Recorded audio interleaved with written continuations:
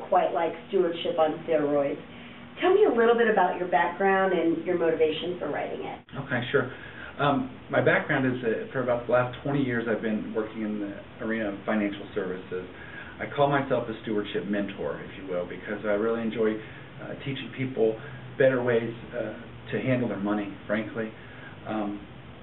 As far as my motivation for writing the book, it's something that I really, I guess, wrestled with for quite some time. I felt a call a long time ago, and I'm talking about 7, 8 years ago. But having this notion in mind that I'm not an author, frankly, I just kind of discounted it for a long time. But the Lord works in mysterious ways, and He oftentimes will ask you to do something that's way out of your comfort zone, and I finally realized that that was the case here. So about 13 months ago, I began the writing process, and that's how Stewardship on Steroids came to be. Well, your writing style is definitely direct and to the point. In fact, one could never label you politically correct, could they? They really couldn't. But that's okay, because I try to write in such a way that it's common sense, it's simple English, it's easy to understand, and it's not technical and loaded down with difficult to understand things. Well, early in the book you get right down to business in regards to giving. Why is that? It's a book on stewardship, and frankly, if you're going to write a book on stewardship, then you have to write about giving, because giving is at the very core of stewardship in general. That's really the foundation that you're going to start with when writing a book like this. Well, when talking about giving, you make mention of fertile ground. Could you expound on that a bit? Sure. Let's go to the parable of the sower, if you will. In the Bible, in Luke 8, it talks about the sower. A sower went out to sow his seed, and as he sowed, some fell along the path and was trodden underfoot, and the birds of the air devoured it. And some fell on the rock, and as it grew, it withered away, because it had no moisture. And some fell among the thorns, and the thorns grew with it and choked it.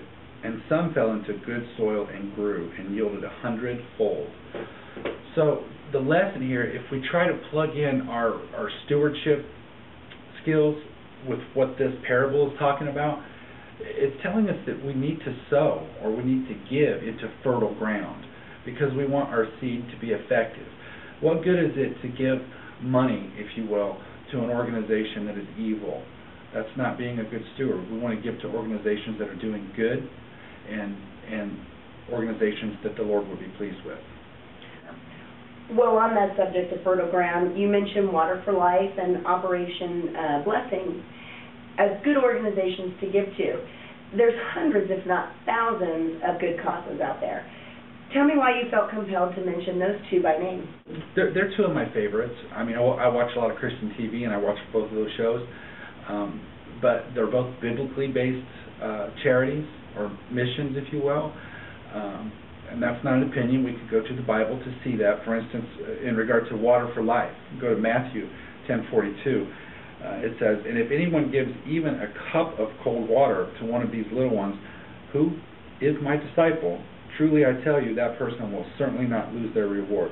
So I look at that verse, and I look at this mission and what they're doing. And they're drilling water wells for villages all around the world who are stuck drinking contaminated, diseased water. I mean, it's a real problem around the globe. A lot of people aren't aware of it, but it is. And it's wiping out entire villages of people. So, just from a human standpoint, if we put ourselves in their shoes, imagine what it would be like. It's hard for us, because we can just go to the sink and get fresh water anytime we want it. But these people are drinking contaminated, diseased water and hoping that they're going to survive. So the power behind drilling a well in a village like that, especially when it's really not that expensive to drill one, compared to the amount of lives that it affects, I think it's a wonderful thing, and that's why I mentioned them in the book. You asked about Operation Blessing. The same thing. I think it's a biblically backed charity or mission. Again, go to the Bible. Don't take my word for it. It's in 1 John 3:17 through 18. It says, "If anyone has material possessions and sees a brother or sister in need but has no pity on them, how can the love of God be in that person? Dear children, let us not love with words or speech, but with actions and in truth." Keyword, actions. This is an action-oriented ministry, Operation Blessing is. When you look at natural disasters like the tornado in Joplin, Missouri, or the hurricanes or the earthquake in Haiti, and so on and so forth, They are there, and they are there fast. These people are devastated. They've lost everything. They don't have a cup of water to drink. They don't have anything to eat. The restaurants are also destroyed. These people need help, and they need it now. And Operation Blessing is the first ones there, and they're there quick, and they're faster than the government, and I like that. So I think they're also worth supporting. Well, David, this certainly is an amazing book that you've written, and I'm sure it will change countless lives for the better. Thank you. Thank you, and let's sit back and see what the Lord would do with it. Great.